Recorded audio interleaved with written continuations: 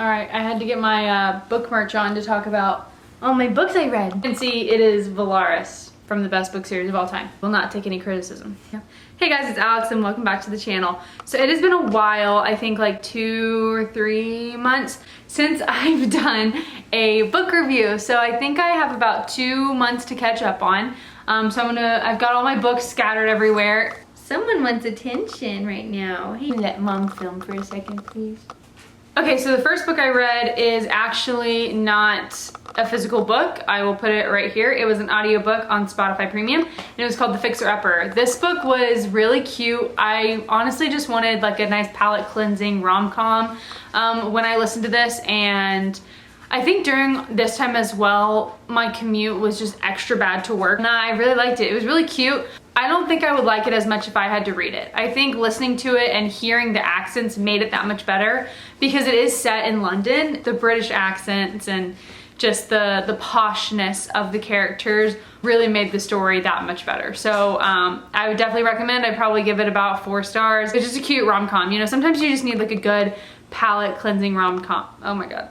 It was just a really cute book. I highly recommend reading. The book I read was another palate cleansing rom-com by Abby Jimenez, and it is called Yours Truly. Nix, you are ruining the shot, my love. I would have known more about her because this is like not the first book in the series that you're supposed to read, and I think you can read them out of order. I mean, I read this out of order and it made total sense, but apparently you're supposed to read all of her other books first, and this is like number 7 or something. If you know, please comment below.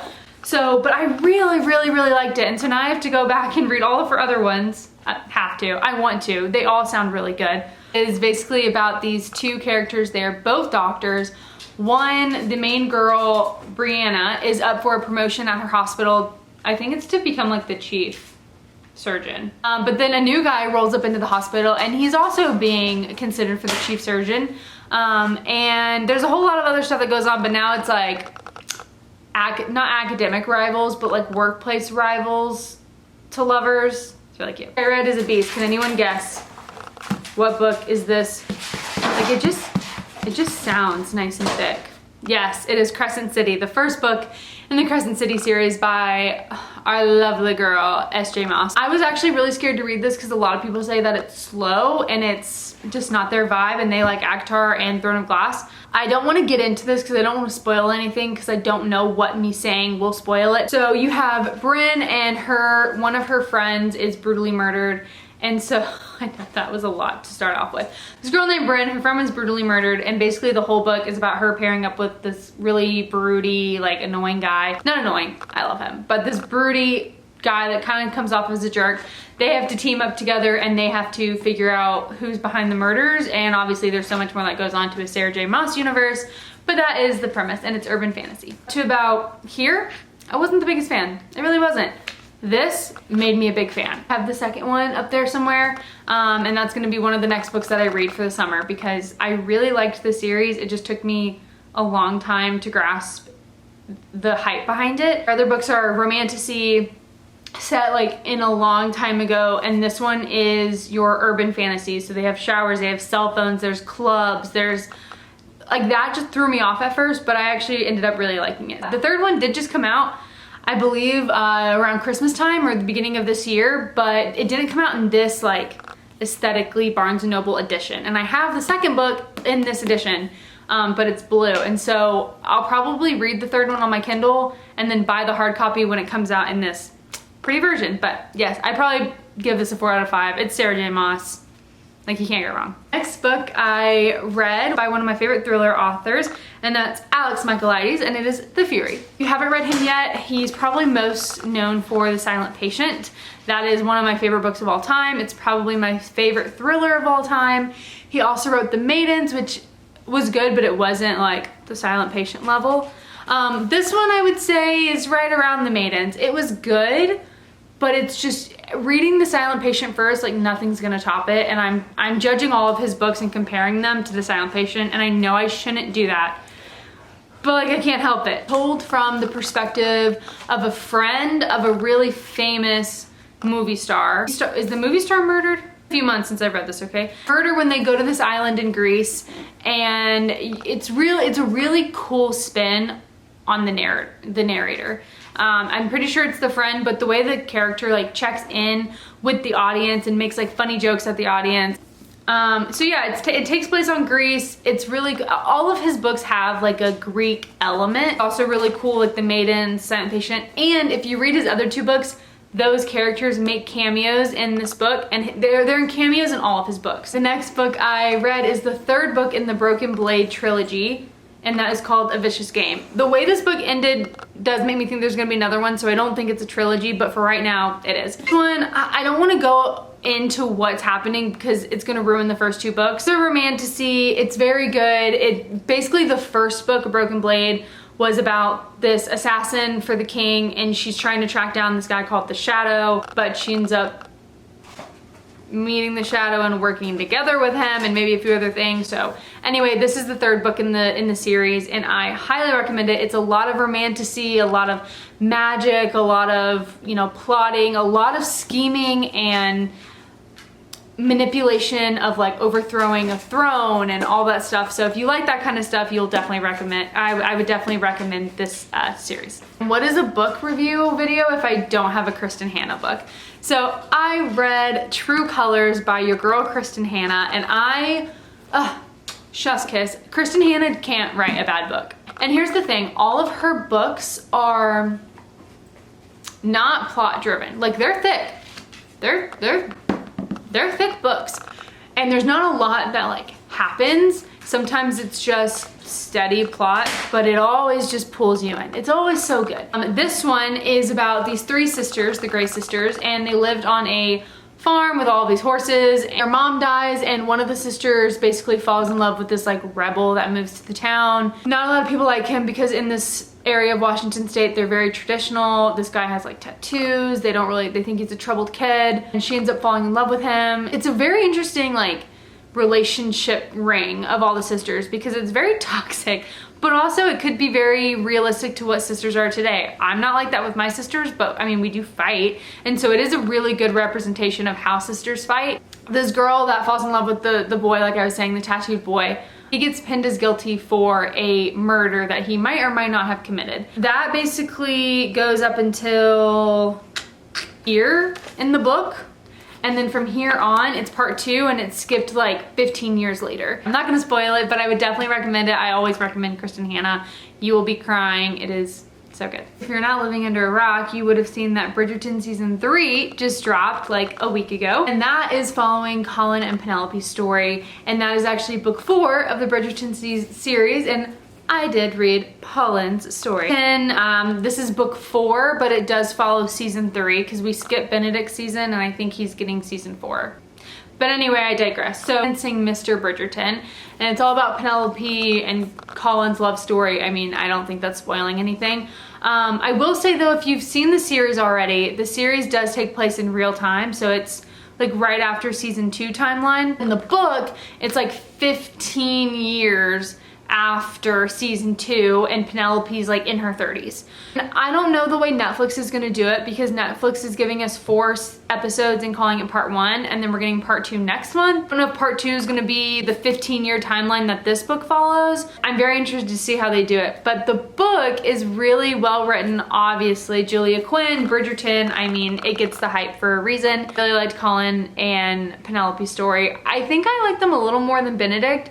I liked the Cinderella retelling, just not as much. I think this one holds up a lot more. And the last 2 books that I read is actually a duology, and that is going to be A River Enchanted and A Fire Endless by Rebecca Ross. Also just very aesthetic. Can we like look at these books without Nyx? It follows like Scottish folklore. And so the first book follows a main character named Jack, and he used to live on this island where there's an east and a west side. They are rivals. They do not cross each other's clan lines. They hate each other. So Jack is from the east, and he actually went to the mainland to learn how to play harp, so he's a bard, so he plays musical instruments. But he finds out that the west is actually stealing girls from the east, and he has to come home and figure out what's going on. So Jack returns, has an old nemesis there named Adara, and basically he's dealing with the spirits, and he's trying to figure out like why are there little girls going missing. Interesting, there are like fire, air, earth and water spirits, or wind and water spirits. And so that's kind of like the folklore part of it. Problem with the East versus the West is the West can forge any type of magical like instrument that they want. So they can forge, you know, a knife that when it cuts you, you have to tell the truth. Or they can wield these like magical things, but they're in an eternal famine. Like their food's always rotting. It's disgusting. Their animals are very few and far between. So that's the West. The East has nothing but great food, plentiful crops, like so many animals to hunt.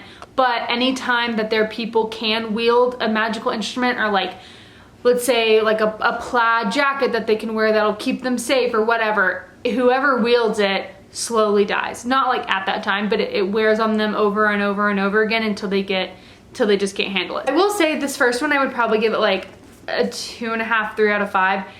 I love the plot and I love the premise, but there's just like nothing going on. The plot is so slow. You know, the characters are developed really slowly. I just wasn't a big fan of the first one, and it pained me to try to read this one.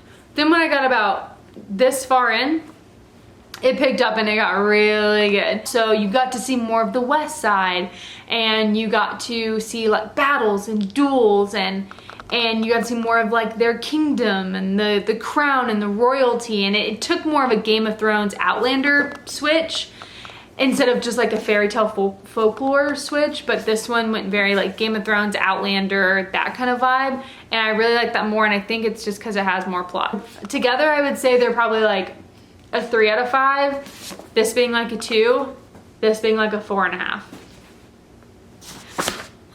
All my books. Also read some books on my Kindle. So the first book I read on my Kindle, it is currently dead right now, so I can't pull up the picture, but I will put the picture of the book right here.